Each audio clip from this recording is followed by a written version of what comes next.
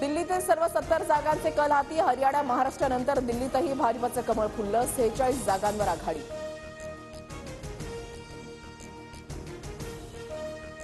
वीस वर्षांनंतर देशाच्या राजधानीत भाजपचं कमळ फुललं. मोदींच्या उदयानंतर दिल्ली विधानसभेची सत्ता पहिल्यांदाच भाजपकडे. गेल्या वेळेसच्या 8 जागांवरून यंदा भाजपची 46 जागांवर मुसंडी. पंतप्रधान मोदी संध्याकाळी 7:45 वाजता भाजप मुख्यालयामध्ये जाणार. दिल्लीमधल्या विजयानंतर भाजपच्या कार्यालयात जल्लोष होणार. इथून आम आदमी पार्टीला झटका. 12 वर्षांपासूनचा केजरीवालांचा अभेद्य गड भाजपनं भेदला.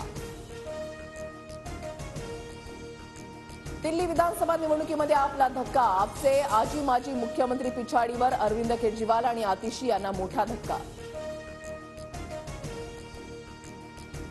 केजरीवालांनी सुरुवातीला चांगली कामं केली, मात्र सत्ता आणि पैशाची मस्ती त्यांच्या डोक्यात गेली. दिल्लीतील पराभवानंतर अण्णा हजारेंची केजरीवालांवर टीका.